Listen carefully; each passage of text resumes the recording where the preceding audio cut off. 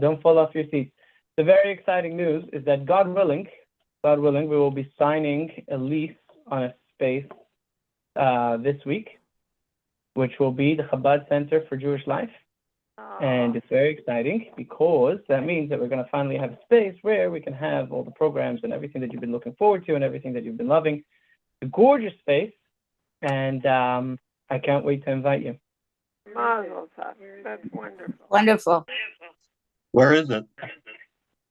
It's in the same building that my office is in now, downstairs on the first floor.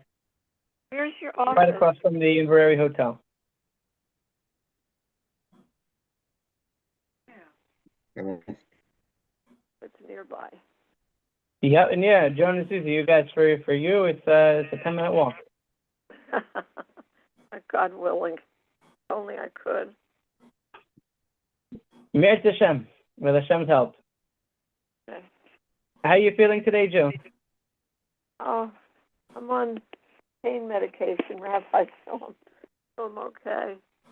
I got a new... I hope that means you're doing well. I'm fabulous. Good.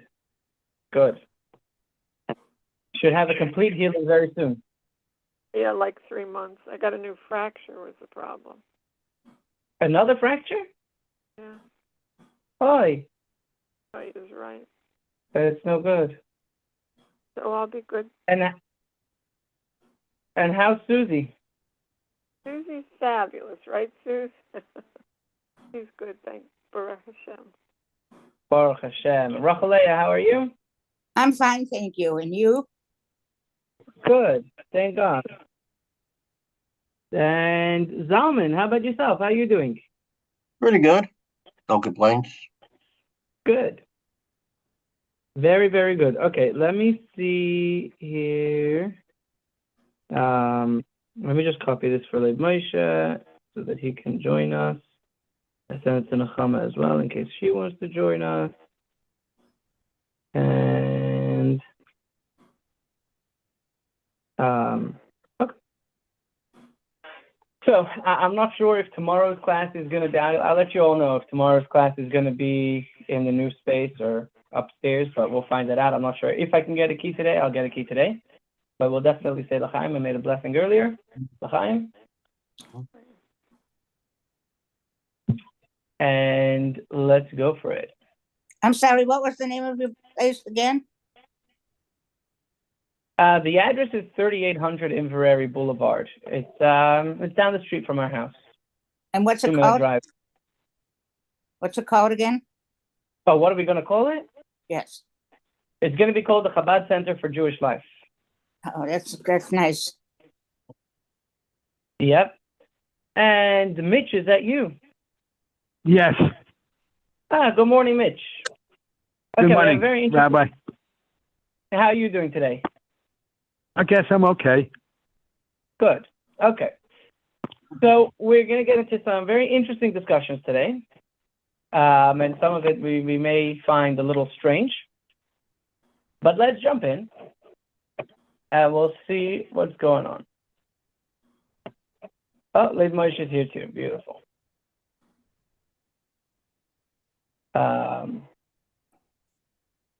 Okay, let me just spotlight my video. Why did I do that? There we go. Okay, here we go.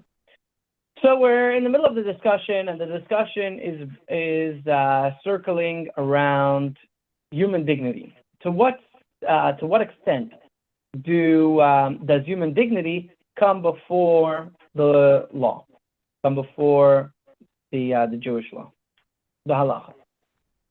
So we learned last week that anything that is rabbinic in nature, the rabbis did not place those restrictions in cases of human dignity. Now we're going to learn about the Nazarite. We started speaking to him a little bit last week. The Nazarite is the person who commits that for a set period of time they will not drink wine or anything that comes from the vine or eat any grapes, etc. And they will grow their hair long. At the end of the Nazarite period, they will they have certain sacrifices that they have to bring, etc., as we're going to learn later. So Nazarite just means that the person, while they're in this oath period, they're called a Nazarite. So the third thing is, they're not allowed to drink wine or eat grapes.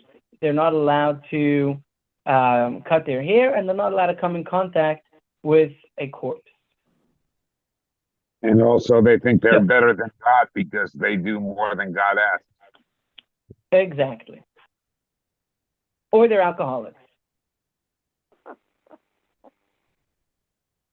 The Gemara cites an additional proof from a Brisa. Come and hear what was said in the Torah with regard to the Nazarite. It doesn't say he shouldn't become impure. It says very, very clearly, he shall not become impure for his father or his mother or his brother or his sister in their death. For the crown of his God is on his head. Now, the question is like this. Since it was already written with regard to the Nazarite that he shall not come upon a dead body, why is it necessary to elaborate and specify his parents and his siblings? So the sages derive through halachic medrash that each of these relationships are coming to teach a specific nuance of the law. They learn. To what purpose did the verse state, and his sister? And his sister is an exclusion to teach that if someone was going to slaughter their Paschal lamb, I think we've learned before a few months ago about the Paschal lamb, which is the sacrifice that we bring in temple times on Passover Eve. Or if he was going to circumcise his son, both of which are positive mitzvahs, that if he fails to fulfill them, he is punished with kares, the cutting off of the soul. So in terms of mitzvahs, what is a stricter mitzvah, what is not such a strict mitzvah, or which mitzvahs are more important or less important, there's no way to know which mitzvah is the most important or the least important. They're all the word of God. And who are we to calculate whether something is more important or less important? But we can see the severity of the mitzvah based on the punishment that is told to us if we disobey the mitzvah, or the reward that is told to us based on whether we do the mitzvah. Kares, cutting off of the soul, is one of the more severe punishments for transgression. If somebody is in the capacity to slaughter the Paschal lamb, to eat the Paschal sacrifice, and fails to do so, the punishment is cutting off of the soul. As well as if someone fails to circumcise their child, that is the mitzvah as well. They're punished with kares, with cutting off of the soul. So if someone was on his way to do one of these mitzvahs, which are not only very important mitzvahs, but very strict mitzvahs, and he heard that a relative of his died, a regular person is going down the street getting ready to do the bris for his son. Or a regular person, not a Nazarite, is going to slaughter his Paschal lamb, and he hears that a relative has died.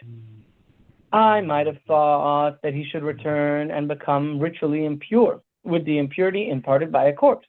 You might think that they should go and make themselves ritually impure by burying their relative. So that's why the Torah says, he shall not become impure. The death of his relative will not override so significant a mitzvah from the Torah. So, if you ever are on your way to a bris of your child, or you're on the way to slaughter your Paschal lamb, you may not stop and go to a funeral instead. The reason is because once you become impure, you're not able to offer the sacrifice. Or once it's not the 8th day anymore, it's not the 8th day anymore. But let's continue. I might have thought that just like the Nazarite is not allowed to become impure for his relatives, so too he does not become impure for a corpse with no one to bury it, a mason mitzvah. I'm going to pause over here and talk for a moment. What is a corpse with no one to bury it? What do you think it means, a corpse with no one to bury it? No family, no relatives. No family or relatives? Yeah. So this is one of the, Jewish burial is one of the greatest mitzvahs to help a Jew get a Jewish burial. And there are many people who, one of their favorite mitzvahs, or I don't know if favorite mitzvahs is a good word for this, but something that they're very much involved in is if there's someone who passes away and doesn't have money for a burial, they help step in and make sure that this person can get a proper Jewish burial. If a person is walking down the street, even the high priest, who is not allowed to become impure even for his own parents' funeral.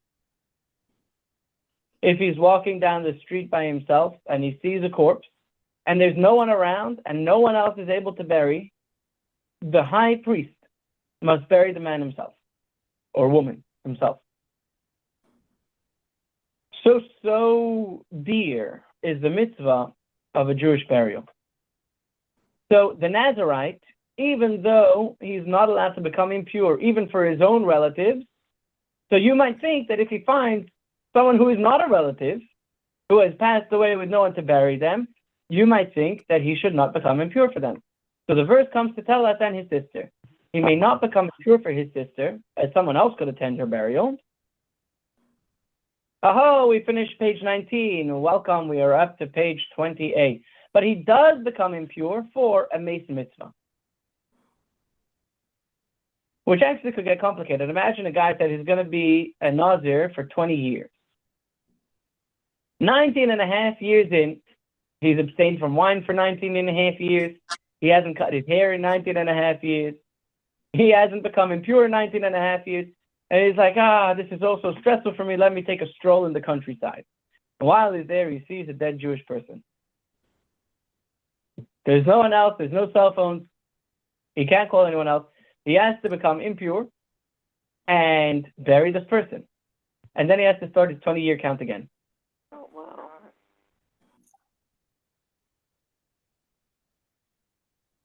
So here too, the question is asked, why are we allowing the Nazirite, the Nazir, to become impure to bury this person? The Torah says that he's not allowed to become impure. So we should say, right? Let us say that the obligation to bury a mace mitzvah, which is predicated on the preservation of human dignity, should not override the mitzvahs that are explicitly written in the Torah. As this, our famous verse from the past few days, there is neither wisdom nor understanding nor counsel against the Lord. In other words, whatever God says, who are we to decide that that's immoral or that that's not, or that we understand better? Rabbi, Yes. what is the mace mitzvah? So mace means a dead person, mitzvah is a mitzvah. So a mace mitzvah is a dead person that it's a mitzvah to bury them because there's no one else to bury them. Okay. What's the 20-year period? What's that?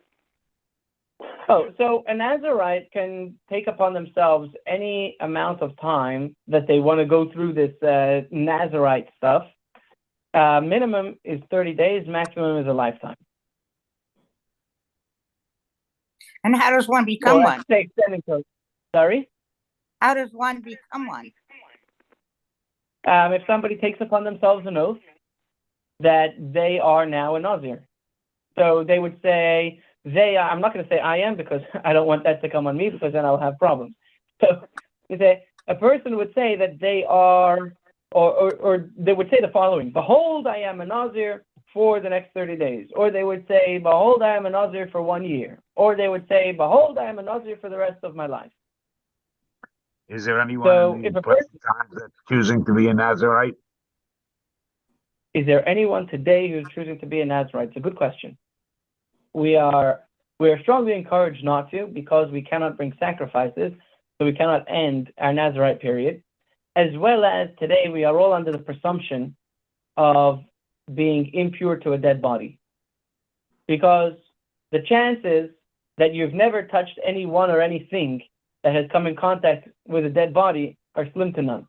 We haven't had the purification process in 2,000 years since the temple was destroyed. So chances are that somebody became impure and then touched someone or something, and by now the presumption is that there is no one who is not pure. Sorry, there is no one who is not impure. There's no one who is pure.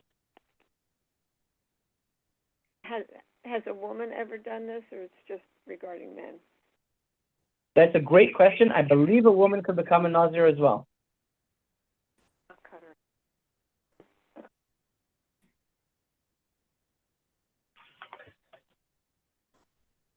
So the Gemara answers, but over here we have a very clearly written, I don't want to use the word loophole, exclusion in the Torah. It says, and his sister, from which we learn that even though he may not become ritually impure to bury his sister, he must do so for a mace mitzvah for a dead person who has no one to bury them.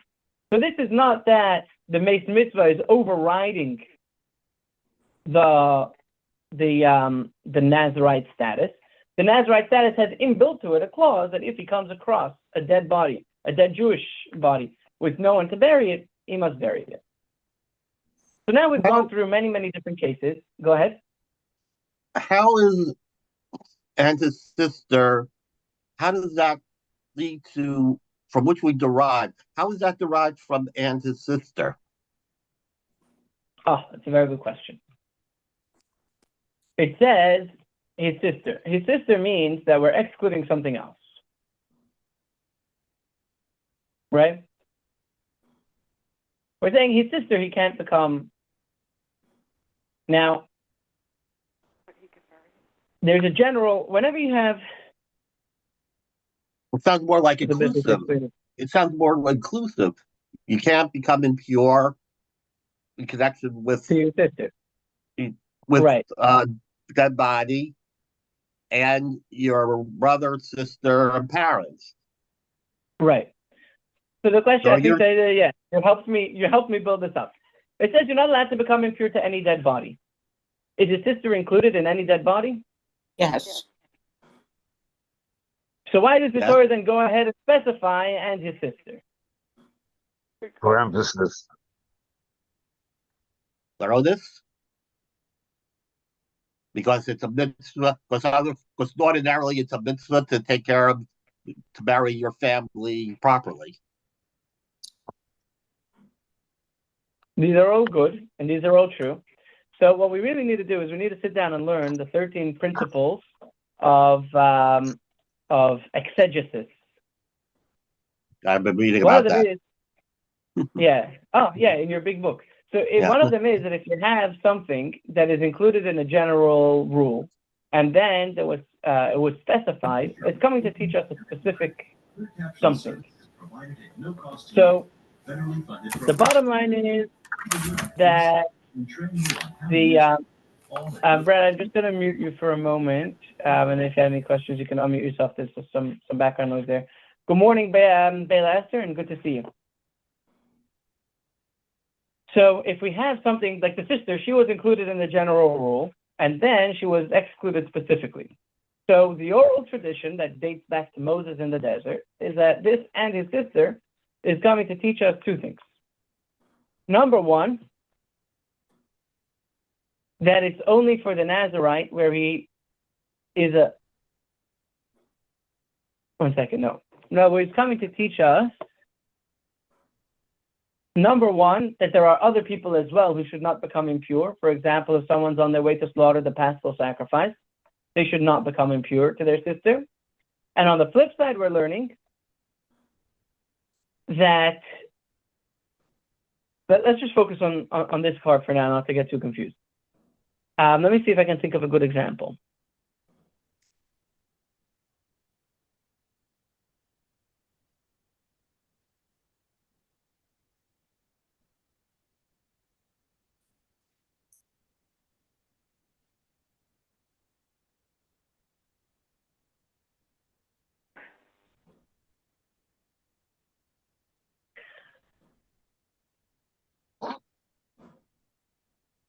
If I tell you, I'm not going to give you any food to eat or pizza. I'm not going to give you any food or pizza to eat. You're going to get curious, why did I single out the pizza? What was the emphasis there?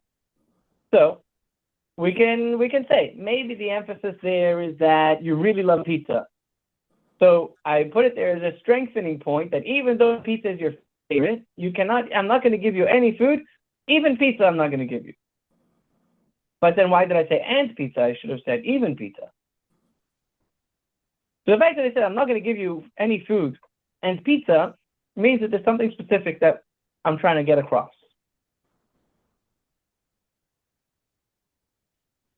Now, in that scenario, I'm not sure how to go from there to the bottom line. But we see that if there's let's throw in a joke over here. Everyone heard of Meir Kahana? Sure. Yes. Okay. So in order to join his clan, you had to kill 9 cats and an Arab with your dead hands. Sorry, my bad. The other way around. In order to join Meir Kahana's group, you had to kill 9 Arabs and a cat with your bare hands. Is that true? No, it's a joke. Oh. But let me start the joke again, and then we'll see where this goes. In order to join Kahana's group, you had to kill 9 Arabs and a cat with your bare hands. Okay. Nobody's asking any questions. No, Why we want cat? you to continue. Everybody's asking why the cat. Very good. For 9 Arabs, you couldn't care about but the cat's life you care about, you're in. Yeah, you're right. You're absolutely No, it's not that I don't care about the Arab life. It's just I understand why somebody like Baratani would specify Arabs because he viewed them as an enemy. But why? But why the cat? Right. But so the point is that when we single something out, there's something going on here, right? It always catches our attention. So in the verse it says he's not allowed to become impure to anyone, we would already know that he's not allowed to become impure to his parents, his sisters, etc. So what the verse is doing over here is by singling them out, the verse is explaining that to his sister, to his relatives, he's not allowed to become impure, but someone who has no relatives, he should become impure to if there's no one else to bury him. More on this we're going to get to when we learn when we're learning the laws of the Nazarite. We're going to get into an in-depth view on how exactly we come to that conclusion. Well, why his sister and why not the sentence about his brother or parents? Oh, you're going to see when we get there what each of those parts are adding to the picture. I don't understand this. See, there's a famous the words of the Torah are poor in one place and rich in another. Meaning that some things are explained better in certain places and some things are explained not as well in other places. So you have to learn everything in order to get the full picture. So over here is not where we're discussing the laws of the Nazarite. We're just borrowing the Nazarite as an example to prove that human dignity can come before a precept of the Torah. And when we get to the laws of the Nazarite, that's where we're going to get the in-depth discussion about what are we learning from the father, from the mother, from the brother, and from the sister. How are these prohibitions for the Nazarite different than that would be for a priest or a Kohen? Oh, that's a very good question as well. We're going to get there too. And the other question is, what happens if a Kohen and a Nazarite are there, it's them two, and they see a corpse? Who is the one who should get defiled? Who is the one who should become impure? So all good questions.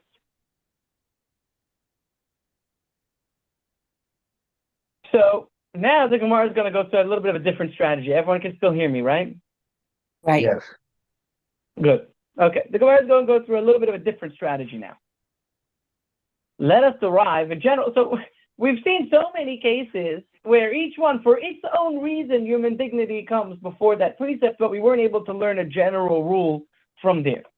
So the Gemara suggests, let us derive a general principle that human dignity takes precedence over all mitzvahs in the Torah from this case. In other words, we see that at the end of the day, the Nazarite has to go and become impure for the dead body who has no one to bury them, even though he's not allowed to become impure to a dead body. So why can't we make this a general rule?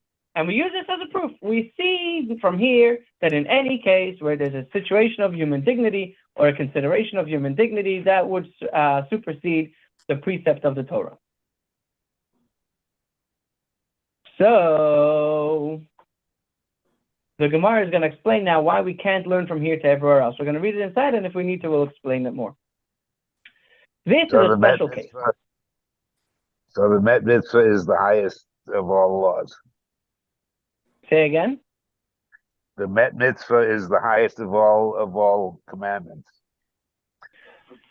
That's a good question. Mitzvah is you're saying the mace mitzvah, the one who is dead who has no one to bury them. Yes.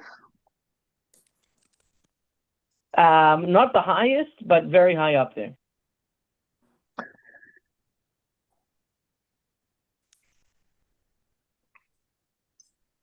Okay. Okay. So there's two types of mitzvahs, or two types of prohibitions. One is sitting and doing nothing, and the other is going and doing something. And let's give an example. Say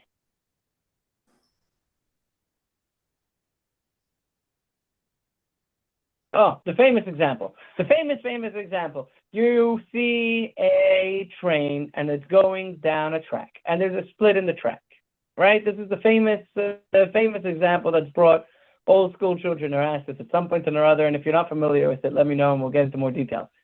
There's a train going down a track and the track splits. Now, the path where the train is set to go has a crowd of 30 people standing on the tracks with nowhere to move. If you change the direction of the track, that the train will go on the other track, right? There's that little piece that moves to determine which way the train is going to go. You can move it, and then there's only one person on that track. Do you divert the train so that it should only kill one person, or do you leave it on its current path and let it kill 30? Oh, Lord. Up the train. Hello. Yeah, hi, Brett, we hear you. Okay. Good to see you. My computer's haywire. Okay, well, we hear you. Joan is saying stop the train. So what happens if you can't stop the train? The train is going too fast and there's no way for it to stop. Derail the train. Derail the train. The train has 300 people that are going to die if you derail it. Oh, my God. Okay. Well, the obvious answer is kill the one person. So the obvious answer is kill the one person. Yeah. But here comes a big consideration. If you do nothing, you have not aided in the death of the 30 people. But if you move that stick, you have been directly the cause of the death of that person. Oh, my. In other words, if you let the train going, you've let nature run its course, and you didn't get involved. You sat and did nothing. But if you went ahead and moved it, then you were the cause for that person to die. So it's on your But head. don't you have a moral obligation to save as many people as possible? By not doing, no, Rabbi, by not doing something, you are taking an act of, not doing something is an act of, is an act. So Lev Moshe and Zalman are bringing up great ideas as well. Lev Moshe is saying, 1 second, don't you have a moral obligation to save as many people as you can? You're making a decision. Right. And the But deciding, on the other you're hand, deciding what not Steve is to, saying, you're making an active decision. right, But if you your decision was the cause of the death of these 30 people. You could have saved 29 if you would have made a different decision. Right. right, so whether you're saying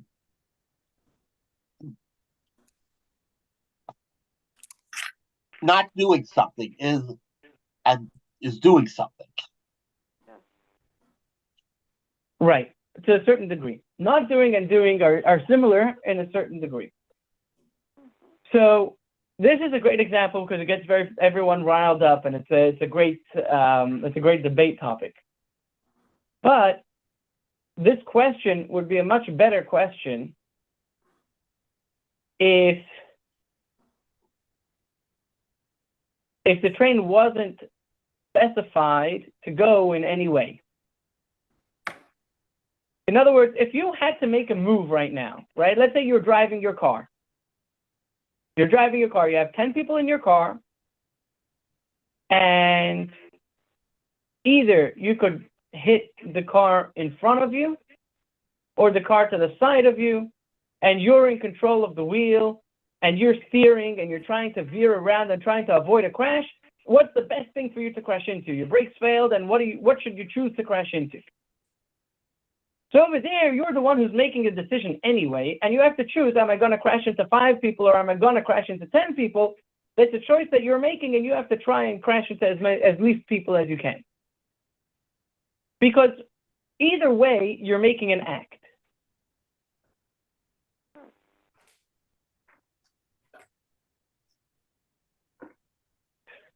Right? Say you're crash landing. God forbid, there's a person and they're flying a plane, and they're crash landing, and there's no way for them to get between the 2 buildings. They have to crash into one building. Which building should they choose to crash into? These are horrible decisions that hopefully we will never have to make in our lives.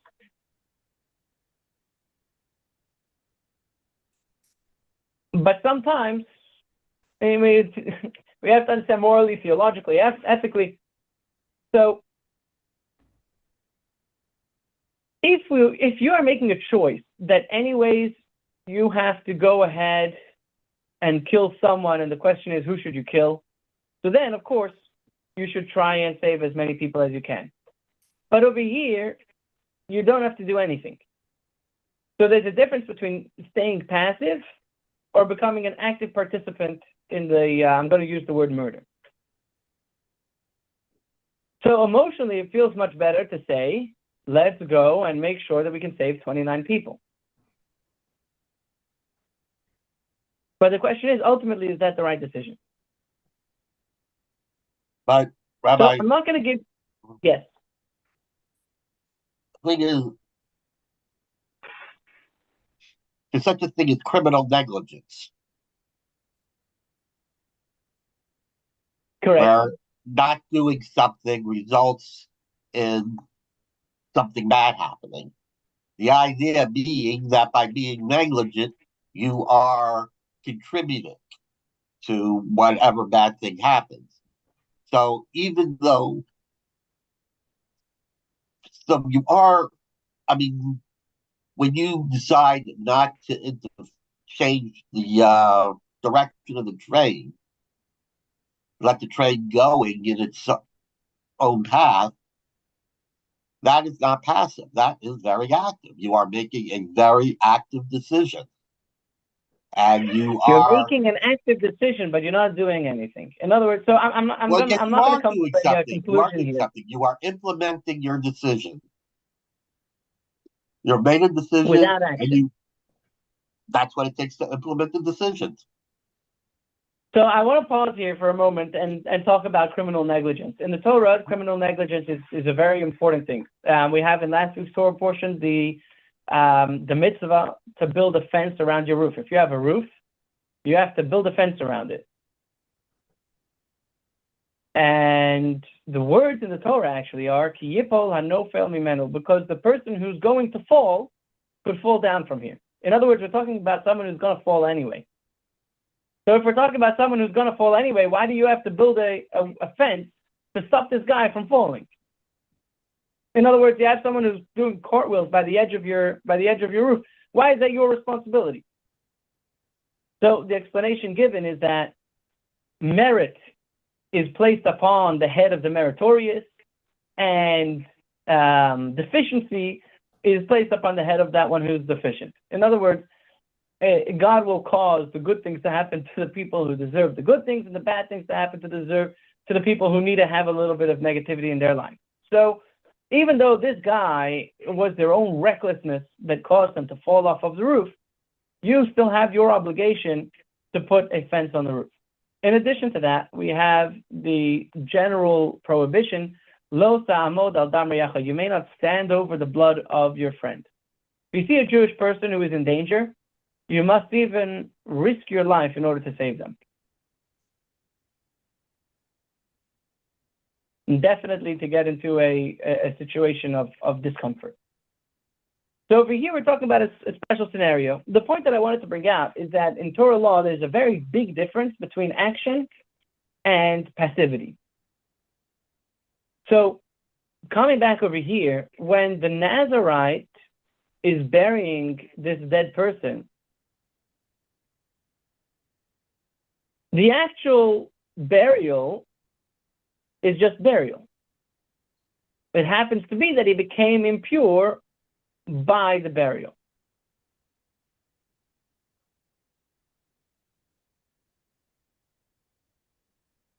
And because he's impure, he's no longer able to fill his mitzvah of being a Nazirite.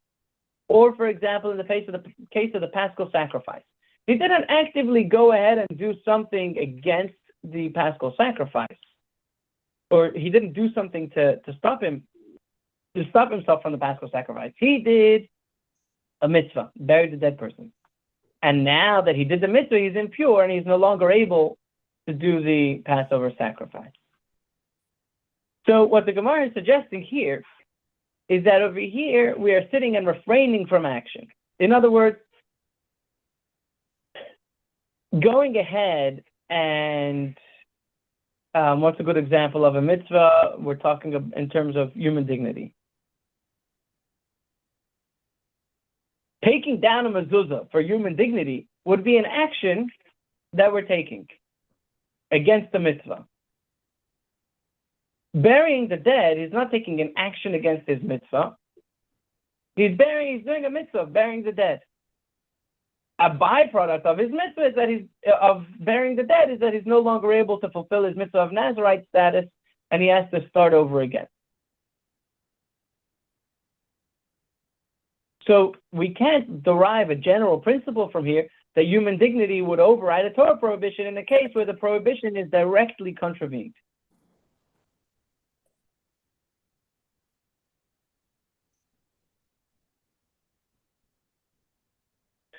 An example of that would be back to the laws of wool and linen. Everyone still hear me? Yes.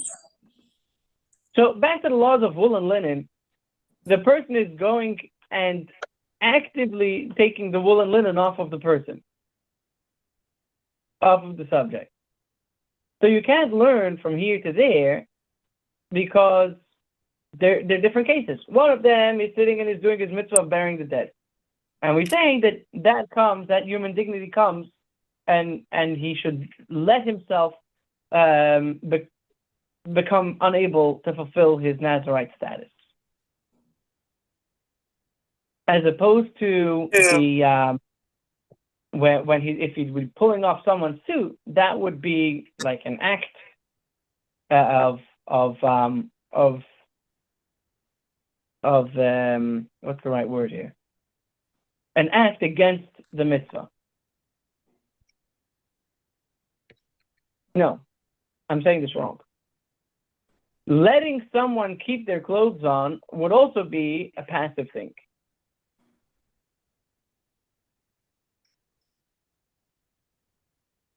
What's a good example of a mitzvah that we would be actively contravening by taking consideration for human dignity?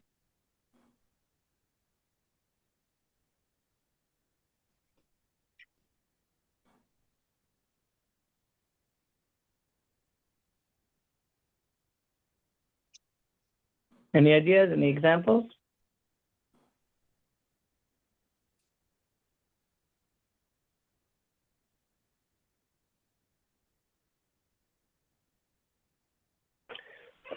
Let's talk about, everyone still hear me? Yes. Yep. Okay. Let's talk about Shabbos. We all know that we're not allowed to light a fire on Shabbos. Right. What happens if you have a person who is a very, very fancy person, and for them, they feel like they can only be respectable if there's a fire burning in their house. To light a fire for their personal dignity would be directly contravening a mitzvah for the sake of human dignity. And that we have no proof for. That we have no precedent for. So we can't learn from here a general inference that human dignity always comes before the Torah. So now let's look back at the original question that we asked was about wool and linen. The Gemara responds, in the context of the discussion whether or not human dignity overrides honoring God in the sense of fulfilling his mitzvahs. So we're going to see why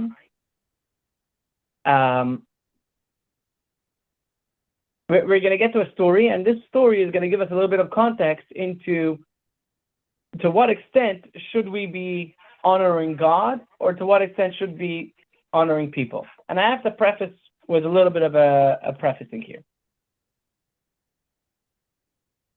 The real answer to the question, the original question that we started with is, say you're standing on Hanukkah in front of a crowd of thousands of people and you realize that your suit is wool and linen together. Do you have to take off your suit in front of the cameras and in front of everyone? Of course not. So the answer is, are you holding there? The real answer is, are you holding there? In other words, if you're a person who is completely dedicated to God 100%, without thinking about your own desires and your own wishes and your own wants, such a person who's really holding on such a level, if they would take off their suit, it would be clear that it was for God, and it would end up not bringing any embarrassment to anyone. It would end up actually bringing glory to God's name. People would understand. But if you're not holding on that level and you take off your suit in the middle of the crowd, it would end up being a horrible desecration of God's name. So in preface to the story that we're about to say, we're talking about people who were incredible saints. Holy people, the likes of which we can't even imagine what their lives looked like. There's a saying that we may get to soon, but the saying goes as follows: if we view the earlier people, the earlier generations, as angels, then we are like people. And if we view the earlier generations as people, then we are as donkeys. There is definitely a reduction in piety and in knowledge and in understanding in every generation. Yes, we have the explosions in terms of technology and things like that, but in terms of understanding, in terms of integrity, and in terms of knowledge of the Torah, understanding of the Torah, we are getting less and less as the generations go. So with that preface, let's look at the story. This was a conversation that Rav Papa said to Abaye. Oh, I see we're going over time. Okay, let's pause here, and we'll keep the introduction for next week. We're going to stop the share and get ready for some good stories next week. You may see a different background next week, let's hope. Wishing you all a wonderful day. And tomorrow morning, 11 a.m., we are going to discuss, it was a good one again this week. Let me see what it was about.